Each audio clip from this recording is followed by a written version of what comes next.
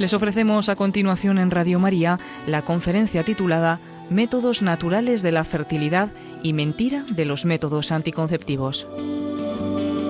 Es una conferencia impartida por la doctora Juncal Martínez dentro de la Semana Diocesana por la Vida que se realizó en Alcalá de Henares del 2 al 8 de abril del año 2016.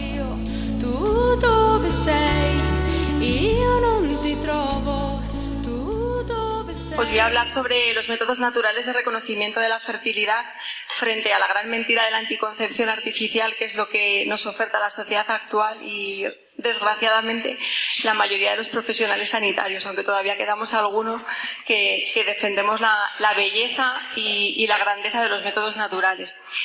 Deciros que los métodos naturales de reconocimiento de la fertilidad fueron definidos en los años 70 por la Organización Mundial de la Salud como aquellos basados en el autodiagnóstico de la fertilidad de la mujer. El hombre tiene producción espermática diaria desde la adolescencia y todos los días o es fértil o es poco fértil o es muy fértil, pero todos sus días son iguales. La única que tiene unos ritmos biológicos en los que aparecen días de fertilidad y días de infertilidad son la mujer, y por lo tanto es el ciclo de la mujer el que va a haber que estudiar para saber en qué momentos puede concebir y en qué momentos puede mantener relaciones sexuales con su pareja espaciando nacimientos.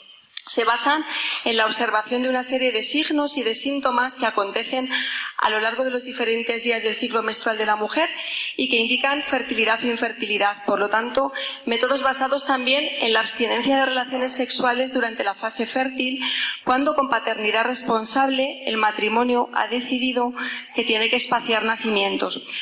No vale utilizar los métodos naturales, como enseñan algunas asociaciones, y en la fase fértil introducir el preservativo o introducir cualquier otro anticonceptivo de barrera, porque desvirtuaría lo que son los métodos naturales. Los métodos naturales suponen una forma de vivir la sexualidad dentro del matrimonio en la que obligatoriamente va incluida la continencia periódica. No son anticonceptivos artificiales como vienen clasificados en los libros de ginecología y en los libros de ciencia médica, sino que van a ser una forma de vivir la sexualidad que va a suponer el ejercicio de la voluntad, que los dos miembros de la pareja estén de acuerdo y que los dos pues se esfuercen por llevarlo adelante.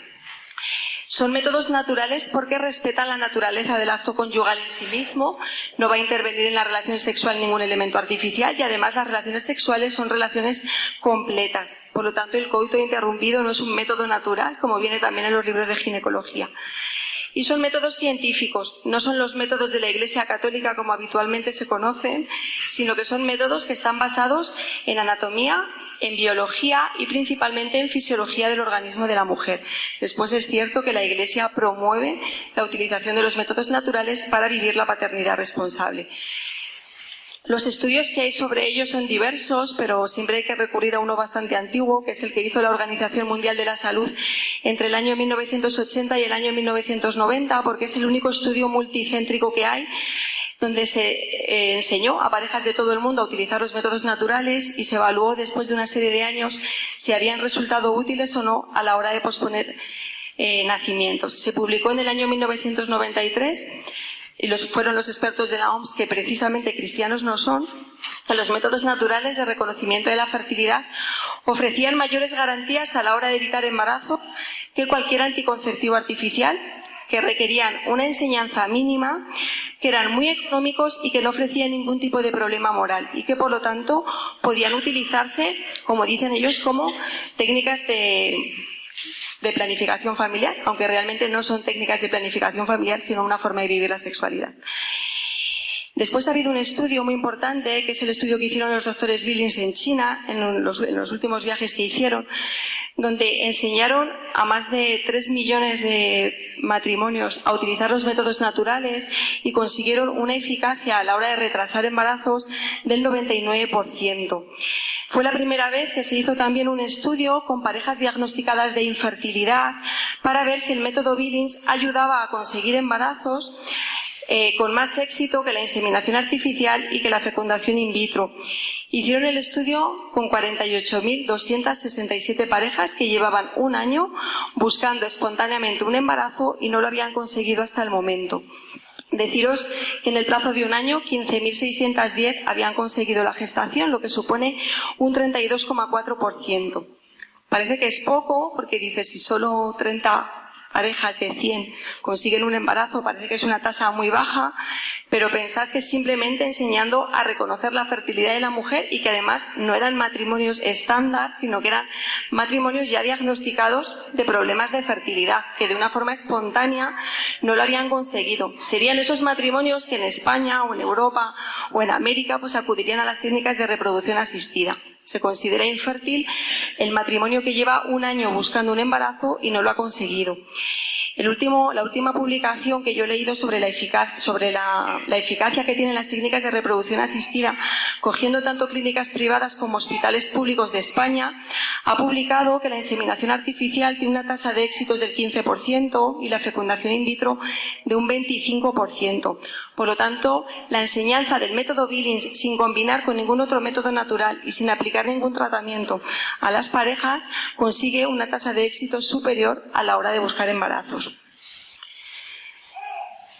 ¿Qué métodos naturales tenemos? Bueno, pues el método principal, el que más información da sobre el ciclo de la mujer y que vale para todas las etapas de la vida de esta, es el método Billings, que es un método basado en la observación que puede hacer la mujer del moco cervical, del flujo que tiene a lo largo de los diferentes días del ciclo y que está directamente relacionado con la fertilidad o infertilidad. Se descubrió en el año 1950 y no se descubrió casualmente. La Iglesia le pidió a los doctores Billings que investigaran sobre métodos de planificación familiar natural para poder ayudar a los matrimonios cristianos. Ellos eran un matrimonio muy joven que acaban de terminar sus respectivas especialidades. Él era neurólogo, la doctora Evelyn Billings era pediatra, y dijeron que iban a dedicar un año de su vida a investigar sobre planificación familiar natural. Y empezaron a ver qué relación había entre el moco cervical y la fertilidad de la mujer, porque oían a las mujeres nativas australianas decir que ellas se quedaban embarazadas los días de la regla blanca. Después, en vez de un año, pues dedicaron toda su vida y estuvieron 22 años investigando junto con el doctor Brown y con el doctor de Black para publicar los fundamentos científicos del método. Se publicaron en el año 1972 y a partir de ese momento se inició la expansión del método por todo el mundo. Actualmente es conocido en la mayoría de los países, en casi todos hay monitores preparados para poder enseñar. Y bueno, pues aunque este no es el foro para enseñar a utilizar los métodos naturales, yo creo que sí que es importante decir que la base científica del método está en que en la primera fase del ciclo de la mujer predominan los estrógenos que produce el ovario, que van a estimular el cuello del útero para que se abra, produciendo un moco con características fértiles, que suele ser un moco elástico, transparente, como clara de huevo, que va a mantener con vida a los espermatozoides hasta 11 días en el cuello del útero. Eso que enseñan en biología de que el óvulo vive 24 horas y los espermatozoides 72, no es cierto. El óvulo sí vive 24 horas, los espermatozoides viven 4 horas en presencia del moco infértil, se ha demostrado hasta 11 días en presencia del moco fértil.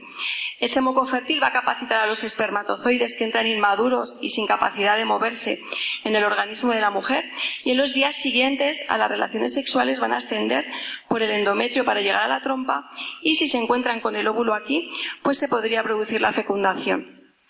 Tras la ovulación, el organismo de la mujer, que está preparado para la maternidad, el sistema nervioso reacciona siempre como si se hubiese producido un embarazo y da la orden de que el cuello del útero se cierre, para que si realmente se ha producido el embarazo, el embrión pueda llegar al endometrio, pueda implantarse y no se produzca un aborto. Por lo tanto, el cuello del útero de la mujer se cierra en las 72 horas siguientes a la ovulación y permanece cerrado durante toda la fase posovulatoria, por la producción de un moco con características infértiles que impide el paso de espermatozoides y de gérmenes al interior del organismo de la mujer.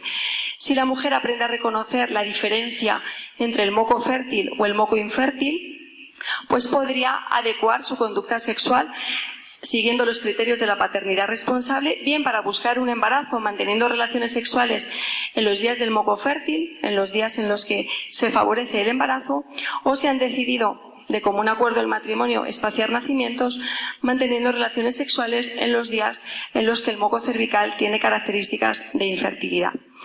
Este método vale para todas las mujeres, y eso lo tienen que saber sobre todo los sacerdotes para los confesionarios, porque es una de las preguntas que más hacen. El método Billings vale para todas las mujeres, da igual que el ciclo sea regular o que no sea regular. Da igual que el ciclo dure 15 días o que dure 3 meses. El moco cervical lo tienen todas las mujeres y vale desde la adolescencia hasta la menopausia. No hay ninguna mujer que no pueda aprender a utilizar este método y que no pueda utilizarlo dentro de su matrimonio.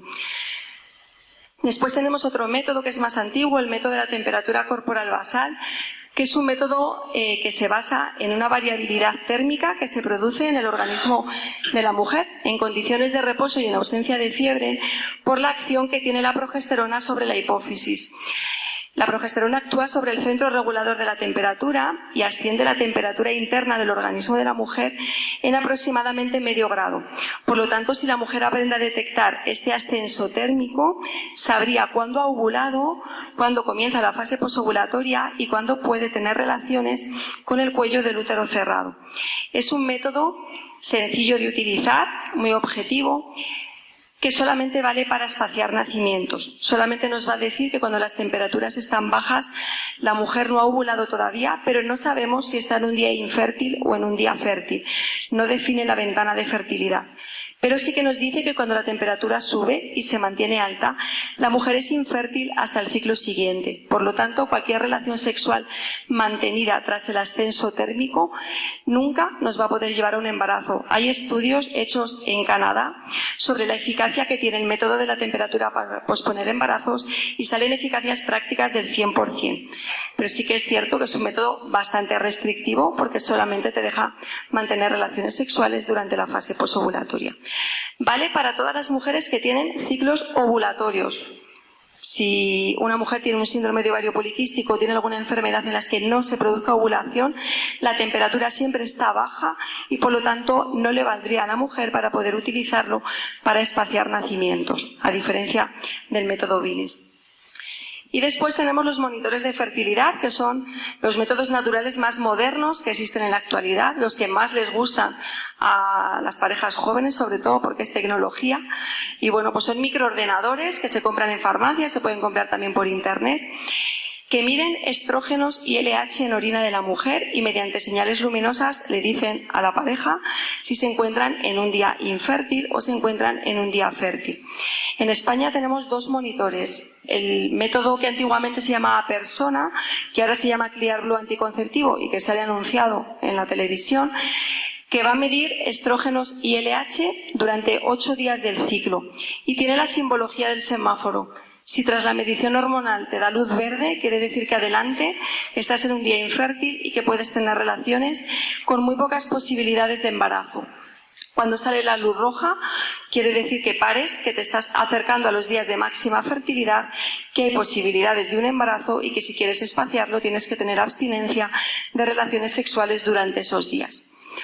Este monitor no vale para todas las mujeres, vale solamente para aquellas con ciclos comprendidos entre 23 y 35 días. Ciclos más cortos, ciclos más largos, no se detecta el pico ovulatorio. No se puede utilizar en premenopausia, en lactancia, ni en aquellas mujeres diagnosticadas de síndrome de ovario poliquístico. Y deciros que si no se combina con ningún otro método, tiene una eficacia del 94%. Es una eficacia práctica baja. En principio, aquellos matrimonios que quieren usar los monitores de fertilidad como método natural de reconocimiento de la fertilidad debe de combinar la información con otro método.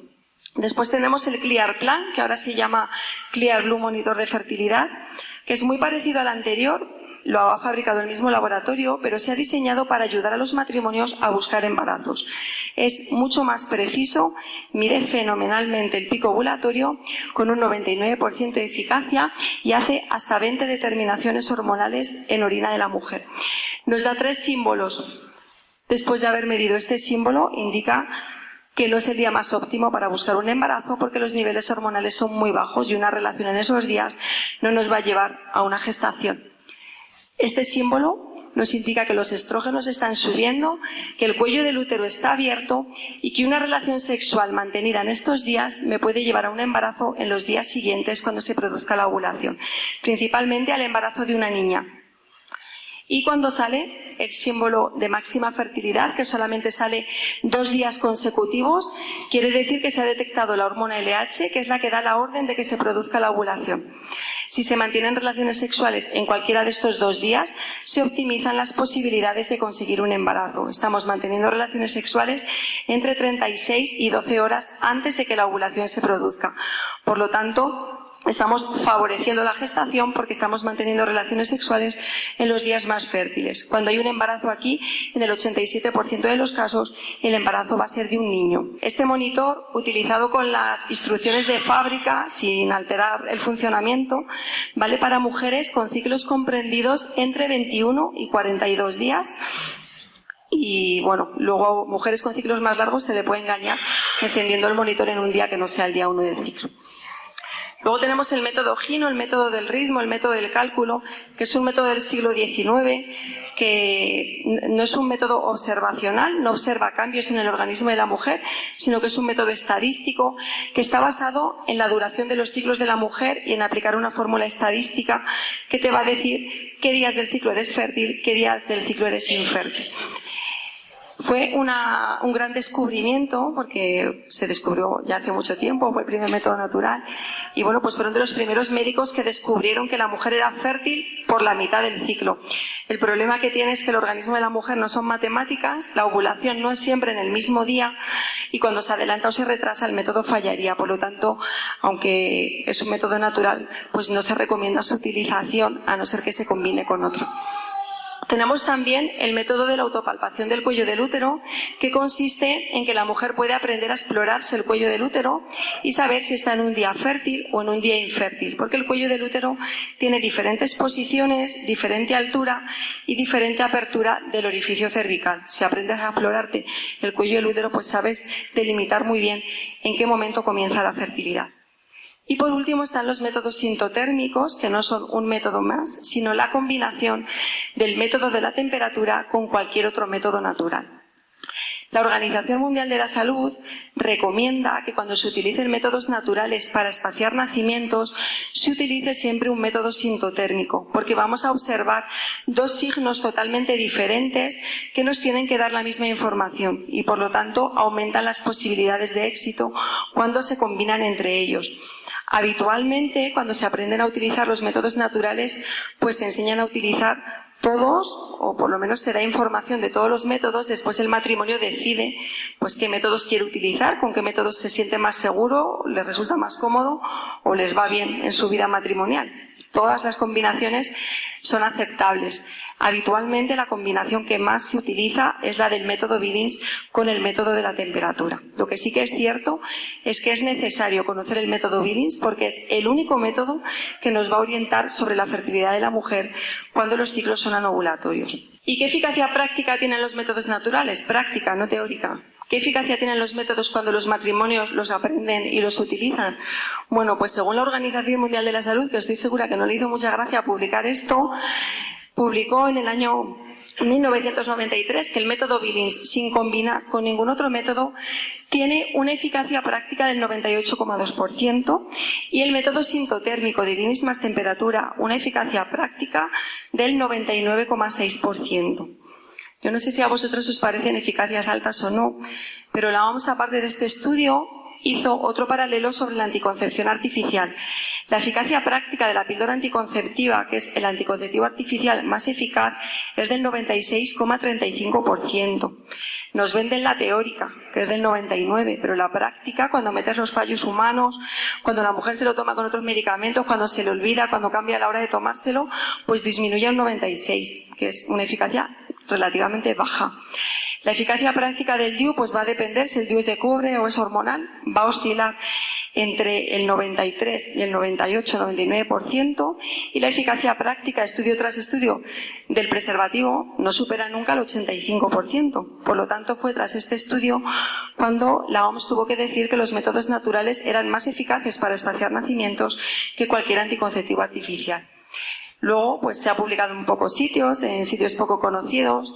Esto no mueve dinero y no está metido en los centros de planificación familiar, pero la ciencia lo que ha dicho es que los métodos naturales funcionan mejor que los anticonceptivos artificiales.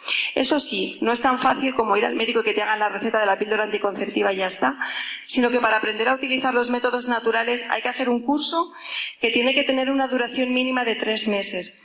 No porque sea difícil aprender, que ya hemos dicho que era fácil, según la OMS, sino porque hay que observar 3 ciclos completos de cada mujer. Y observar 3 ciclos completos de cada mujer supone que las sesiones hay que espaciarlas a lo largo de 3 meses. Tiene que enseñar un profesional titulado. Los profesionales sanitarios, si no se han formado privadamente, no están titulados para hacerlo. No se debe aprender por libro, no se debe aprender por internet, porque lo importante es aprender a reconocer la fertilidad de cada mujer en concreto y no la fertilidad de la mujer en general. En España tenemos 3 asociaciones acreditadas para la enseñanza de métodos naturales. BUN España, que es la asociación encargada de la divulgación del método Billings, tiene su sede en Madrid, en Avenida América. RENAFER, que es la asociación que divulga el método sintotérmico, que también tiene sede en Madrid, y el Instituto Valenciano de la Fertilidad, pues que también enseñan muy bien todos los métodos naturales de reconocimiento de la fertilidad. A cualquiera de estas 3 asociaciones se puede recurrir. Otras que se anuncian por internet, pues no están homologadas, no tienen respaldo de universidad, y algunas de ellas, pues desgraciadamente, aparte de enseñar métodos naturales, recomiendan la utilización de la anticoncepción artificial en las fases fértiles. Por lo tanto, os he traído solo las 3 asociaciones que divulgan la enseñanza de los métodos naturales y también la moral de la paternidad responsable y de la utilización de los métodos naturales dentro del matrimonio. ¿Para qué valen los métodos naturales? Bueno, pues no son solo técnicas de planificación familiar, son algo más. Nos van a ayudar a espaciar nacimientos cuando con paternidad responsable se ha decidido que hay que hacerlo, manteniendo relaciones sexuales en los días infértiles del ciclo de la mujer, pero teniendo una relación sexual abierta a la transmisión de la vida humana y sin separar el significado unitivo y procreativo del acto conyugal, aunque de hecho en la relación pues no se produzca un embarazo. Nos van a ayudar a favorecer embarazos pues cuando se mantienen relaciones sexuales en los días de máxima fertilidad del ciclo de la mujer, respetando siempre los ritmos biológicos, sin manipulación genética, sin manipulación embrionaria y por lo tanto pues el embarazo siempre produciéndose dentro del organismo de la mujer. Nos van a orientar también sobre diferentes patologías que pueden estar produciéndose en el organismo de la mujer que afecten a la fertilidad.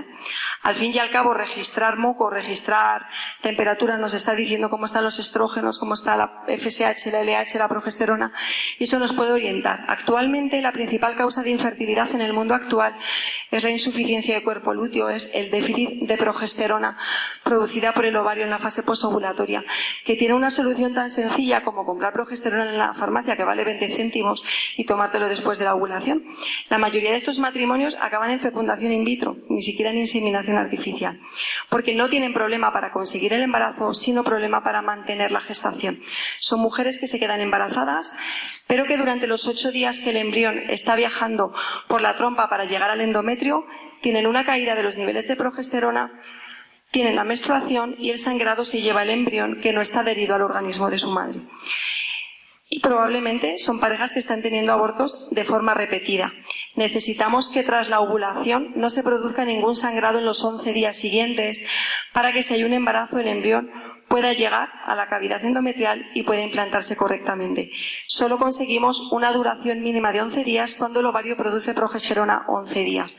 Todas aquellas mujeres que tienen un ovario que producen progesterona 6, 7, 8 días tienen de forma habitual abortos de repetición. Ya sea que no se hacen una in vitro y las inflan a progesterona, no consiguen embarazos. En las técnicas de inseminación artificial no va incluido el tratamiento con progesterona y por lo tanto la inseminación tampoco les funcionaría. Los métodos naturales van a valer para favorecer el embarazo de un niño o de una niña con un 87% de posibilidades de acertar.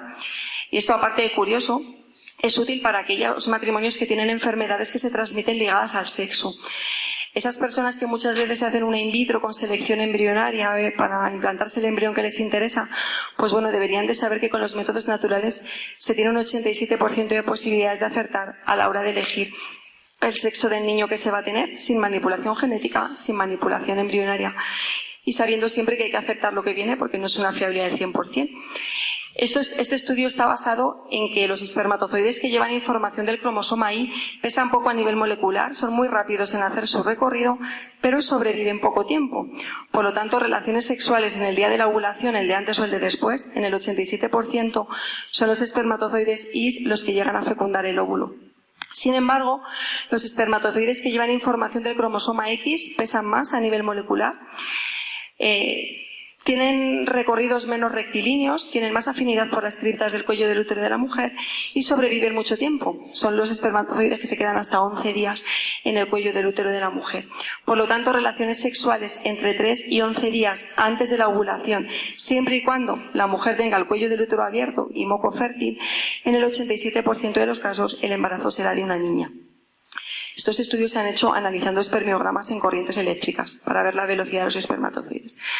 Y en un cursillo de novios en Santa María hace muchos años me dijeron que esto era como la vida misma, que el hombre va a lo que va y se cansa enseguida, y la mujer cuando sale a mirar escaparates no se cansa nunca. Pues ya en los espermatozoides debe ir la psicología diferencial del hombre y de la mujer. En los espermatozoides X pues sobreviven mucho tiempo. ¿Para qué valen? Además, los métodos naturales. Pues bueno, lo que os he dicho hasta ahora lo dice la medicina. Lo que os voy a decir ahora lo dicen los matrimonios que los utilizan. ¿Valen? Para aumentar la unión de la pareja. ¿Por qué? Pues porque son los únicos métodos de planificación familiar en los que los dos están de acuerdo y los dos comparten la responsabilidad. Esto no se puede utilizar si uno de los dos no quiere, porque va a suponer el poder tener relaciones en unos momentos sí y en otros momentos no. Hay que hablar de en qué momentos tener relaciones, hay que hablar de en qué momento del ciclo se encuentra la mujer, y el diálogo y la comunicación pues favorece la estabilidad de la pareja y por lo tanto la estabilidad de la familia. Y además los métodos naturales no implican no hablarse en los días fértiles o que cada uno se vaya a casa de su madre y ese día no se vean, sino que los métodos naturales favorecen que durante esos días fértiles en los que no puede haber un acto conyugal completo, la pareja aprenda a expresarse la afectividad de otra manera. Y esto es algo que deberíamos de enseñar a los jóvenes y que debería de potenciarse muchísimo más. La afectividad está relegada al día que te casas, al primer aniversario o al día que nace el primer hijo, porque el segundo ya ni flores. La afectividad es muy importante. La sexualidad de la mujer no tiene nada que ver con la sexualidad del hombre. El hombre tiene una sexualidad impulsiva, la mujer tiene una sexualidad afectiva. Y cuando la afectividad no se trabaja en la vida matrimonial, pues empiezan los dolores de cabeza, no me apetece tener relaciones, estoy muy ocupada, el niño no me deja dormir, y también aparecen las terceras parejas, las terceras personas en los matrimonios. Entonces es importante, yo creo que en los jóvenes, hablar mucho de la afectividad, que la relación de pareja no es solo llego y tengo relaciones sexuales y ya está, sino que la afectividad es fundamental. Los métodos naturales permiten que durante unos días solo pueda haber afectividad y por lo tanto pues trabajar los dos pues en que vaya habiendo una comunicación cada vez pues más perfecta en la vida matrimonial. ¿Qué ventajas tienen los métodos naturales con respecto a la anticoncepción artificial? Bueno, pues tienen muchas, y aparte de las que hemos comentado, pues deciros que respetan la vida humana desde el momento de la concepción, que valen también para todos los momentos de la vida de la mujer, que una vez que aprendes a utilizar los métodos naturales, si aprendes bien, aprendes para siempre, adolescencia, épocas de estrés, lactancias, premenopausia, y además no tienen efectos secundarios. Y los anticonceptivos artificiales, por mucho que nos quieran convencer de que no, sí que los tienen, y eso es una ley farmacológica. Todos los medicamentos tienen efectos secundarios, unos tienen más, unos tienen menos, hay personas más susceptibles que otras a la hora de padecerlos, pero es así. Actualmente la Sociedad Española de Ginecología y Obstetricia clasifica a los anticonceptivos en dos grandes grupos. Los métodos anticonceptivos, que son aquellos que impiden la unión de óvulo con espermatozoide, y principalmente son todos los de barrera, preservativo, diafragma vaginal, todas las variantes, y las técnicas de esterilización, vasectomía, ligadura de trompas o esterilización transcervical. Y después tenemos el segundo gran grupo, que son los métodos contraceptivos, que son aquellos métodos que tienen entre sus mecanismos de acción impedir que ese embrión que se ha formado en la trompa pueda implantarse en la cavidad endometrial. Eso ya no es anticonceptivo, eso ya son métodos de intercepción y de contragestación, impedir el desarrollo de un embrión que se ha formado y, por lo tanto, al daño de utilizar un anticonceptivo hay que añadir el daño de estar produciendo abortos. Esta es la última publicación que hay sobre los anticonceptivos en España y deciros que vamos un poco a la inversa que en Europa. Europa utiliza principalmente los anticonceptivos hormonales, España utiliza, y somos el país europeo con más tasa de utilización del preservativo. Sobre el 100% de anticonceptivos, el 35% se lo lleva el preservativo y solamente el 16% los tratamientos hormonales. ¿Cuáles son los anticonceptivos? Bueno, pues barrera, principalmente preservativo y diafragma vaginal. Dentro de la anticoncepción son los que menos efectos secundarios tienen porque no alteran el funcionamiento del organismo y de la mujer, pero no son la panacea, no son lo mejor. Restan mucha naturalidad a las relaciones sexuales y normalmente los matrimonios estables no quieren utilizar este tipo de anticonceptivos.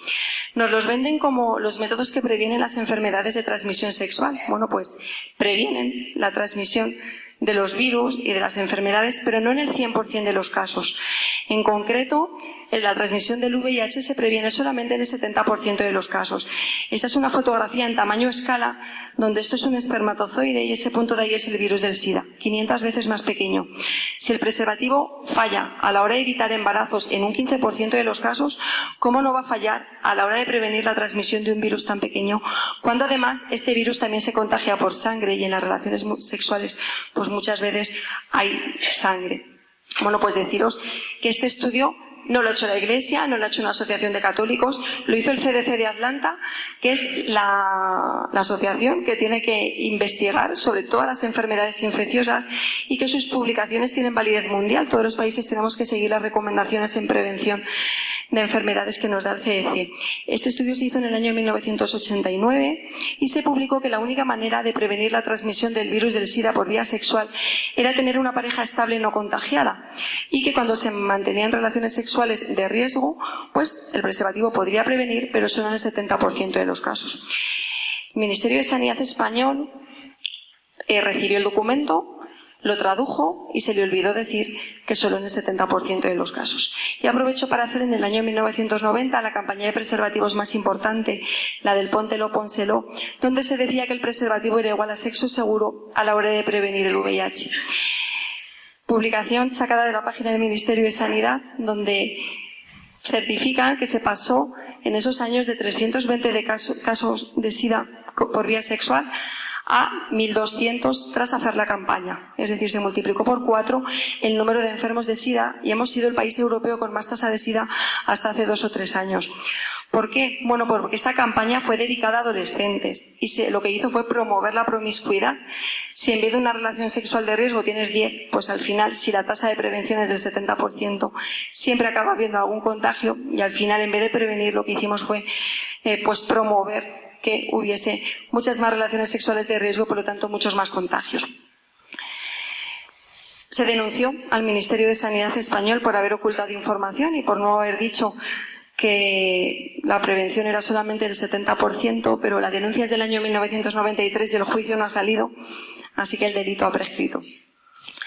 Y en cuanto a las técnicas de esterilización, vasectomía, ligadura de trompas o esterilización transcervical, que es la más moderna que se utiliza ahora mismo, deciros que en principio son irreversibles. La vasectomía se puede intentar revertir, pero no suele tener muy buenos resultados porque el conducto diferente es muy pequeño y luego, aunque se revierta, en muchos de los casos no se revierte la fertilidad, aunque sí la vasectomía. La ligadura de trompas en el momento actual es totalmente irreversible. Antes se hacía un nudo con las trompas, como la del nudo de los zapatos, y se deshacía espontáneamente.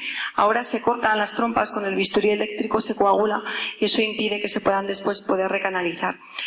¿Cuáles son los principales problemas que producen? Pues que es para siempre y no es lo mismo no tener hijos porque no quieres que no tener hijos porque no puedes.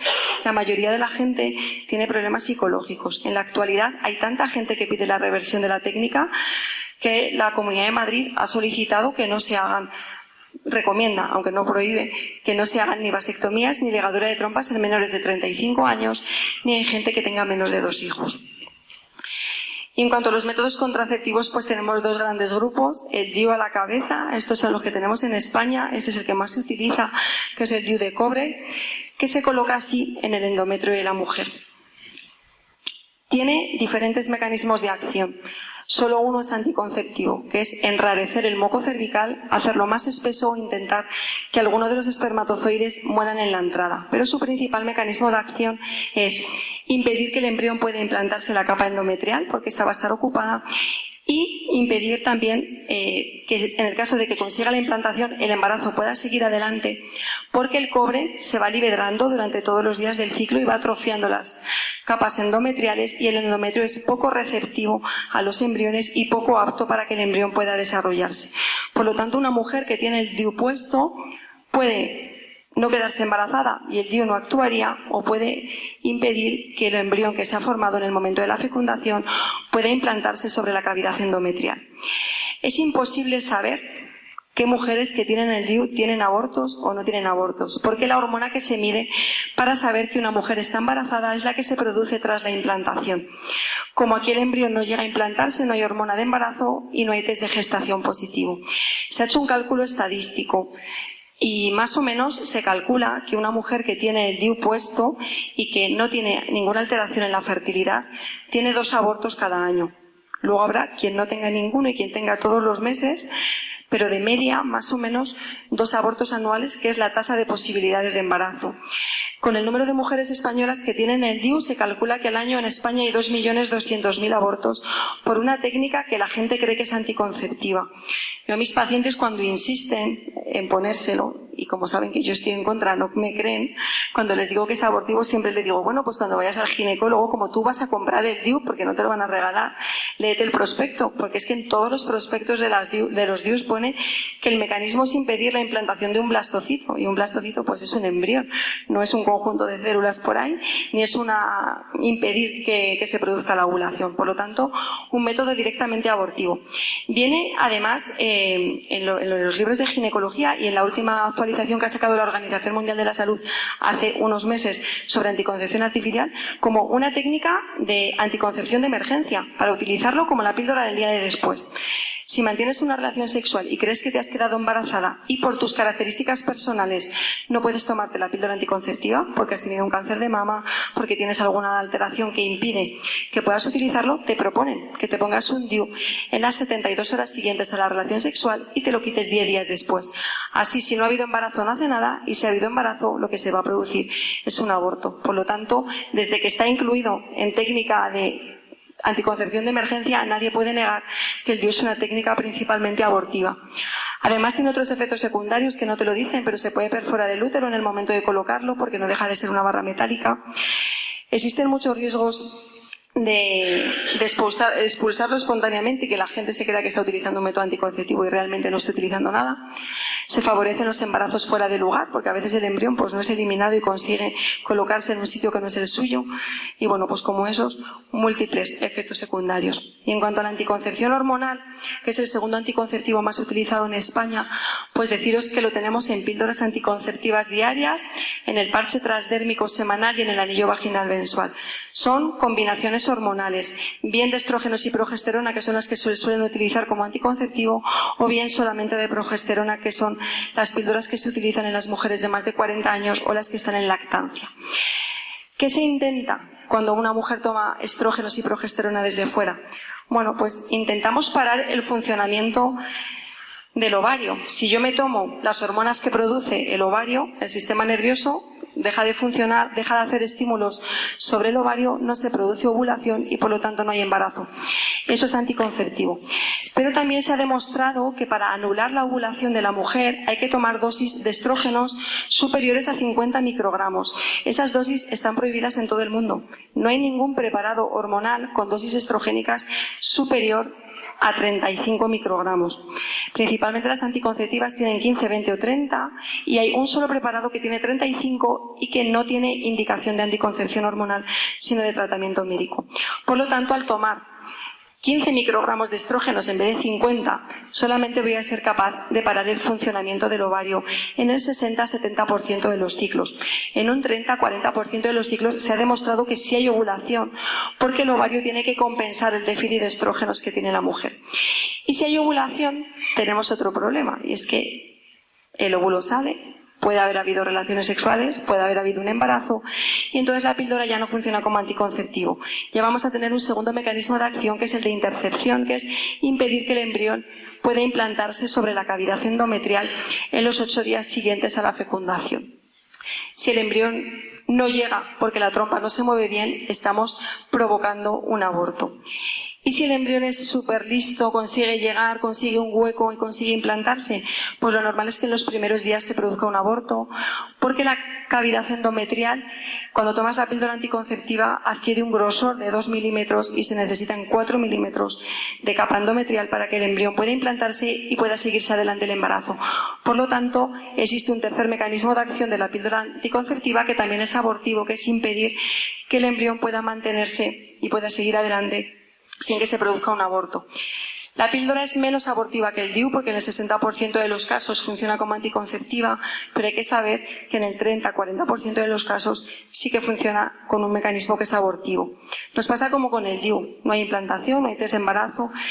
Y por estadística, pues hay diferentes opiniones. Por estadística, justo Aznar ha publicado que se produce hasta un aborto cada 2 años en las mujeres jóvenes que toman la píldora anticonceptiva. En los cuadernos de bioética hay un análisis sobre el efecto abortivo de la anticoncepción publicado el año pasado, en el año 2015, donde dicen que depende de la píldora. Las combinadas de estrógenos y progesterona dicen que es un aborto cada 8 años, las de progesterona un aborto anual. Las píldoras de progesterona llega a producirse la ovulación hasta en el 70-80% de los casos. La anticoncepción está mal porque rompe la unión del significado unitivo y procreativo que tiene el acto conyugal. Pero toda técnica anticonceptiva que además tenga un efecto abortivo, pues tiene una gravedad moral muchísimo mayor. Impedir el desarrollo de un embrión no es impedir la formación de un embrión y, por lo tanto, cuando una pareja, un matrimonio solicita en un centro médico información sobre la planificación familiar, es importante decir qué métodos son realmente anticonceptivos y qué métodos son abortivos. Nos engañan todos los días. Todos los días. Os he traído la publicidad que nos dan a los médicos, no la que dan a los pacientes, sino la que dan a los médicos para que veáis la cantidad de contradicciones. Esta es la propaganda que nos dan a nosotros con la píldora del día de después. En letras grandes, eficacia del 98% si me lo tomo en las primeras 24 horas. En letra pequeña, eficacia del 95%, en el mismo panfleto. Debían de pensar que no nos lo íbamos a leer y aquí ponen otra. Después, en la última página, la de detrás, también pone que tiene un 95% de eficacia. Y bueno, pues aquí, pues fijaros, dice que impide la implantación del óvulo si te lo tomas en las 24 horas siguientes a haber mantenido una relación sexual. Que yo sepa, los óvulos no se implantan los embriones, pero un óvulo no puede implantarse. Bueno, pues esta es la ficha técnica hecha por gente que sabe de farmacia para hacer publicidad sobre la píldora del día y después. Todo mentira. Y además se ha denunciado esta propaganda porque pretende un uso ilícito también desde el punto de vista sanitario a lo que es la píldora del día de después. Teóricamente se ha comercializado como algo de emergencia, algo excepcional. Es decir, tú usas un anticonceptivo y si falla tienes esto, pero no utiliza esto como método anticonceptivo habitual. Bueno, pues esta es la publicidad. Si falla el antes, es decir, si falla el preservativo, falla la píldora anticonceptiva, hay un después. Pero si veis aquí, hay una cruz, que es un mensaje subliminar. No utilices el preservativo, no utilices la píldora anticonceptiva y utiliza después la píldora del día siguiente. Esta es la contestación del Ministerio de Sanidad a la denuncia que se había puesto donde obligaron al laboratorio a quitar la cruz, aunque no la han quitado del todo porque se ve un poco por aquí, pero bueno, ya no se ve tanto. Como eso, pues miles de cosas. ¿A quién le dicen cuando vas a qué mujer que va a utilizar la píldora anticonceptiva le dicen que tiene riesgo de cáncer de mama, que tiene riesgo de cáncer de cuello de útero, que tiene riesgo de tener un adenoma hepático, que tiene riesgo de tener un tromboembolismo, que puede tener una trombosis venosa profunda? ¿Y a qué mujer le dicen que por cada año de tomar la píldora anticonceptiva el cuello del útero envejece 3 y que cuando dejes de tomarlo tu ovario va a funcionar fenomenal, pero a lo mejor no te quedas embarazada porque los espermatozoides no van a ser capaces de sobrevivir en las criptas del cuello del útero? Este estudio se ha hecho en Suiza, lo ha hecho el doctor de Black, y este es el dibujo del cuello del útero de una mujer de 18 años, máxima fertilidad, en el día de la ovulación, también máxima fertilidad. Todo lo pintado de amarillo y de azul son las células productoras de moco fértil, las que van a mantener con vida los espermatozoides. Solamente lo pintado de rojo son las células productoras de moco infértil. Mujer de 18 años en el día de la ovulación, pues es todo fertilidad. Este es el cuello del útero de una mujer a los 50 años en el día de máxima fertilidad. Simplemente, por el paso de los años, muchas criptas productoras de moco fértil se han ido transformando a criptas productoras de moco infértil y la fertilidad de la mujer pues va declinando, sobre todo por encima de los 41 años. Pero es que este también es el cuello del útero de una mujer de 25 años que ha tomado durante 10 años la píldora anticonceptiva. Por cada año de tomar la píldora, el cuello envejece 3. Y esto no se lo dicen a nadie. A mí las pacientes solo me preguntan, ¿cuando deje la píldora el ovario va a responder bien? Pues sí, en el momento que no te la tomes, pues el ovario funcionará fenomenal. Pero aunque tengas un óvulo de unas características buenísimas y tu marido tenga un espermatozoide maravilloso, pues a lo mejor el embarazo no se produce porque los espermatozoides no pueden vivir en el cuello del útero.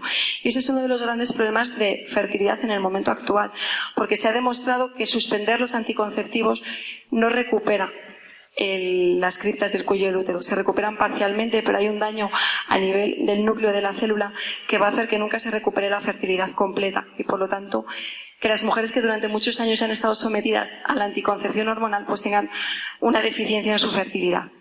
Sin embargo, el embarazo rejuvenece 3 años las criptas del cuello del útero.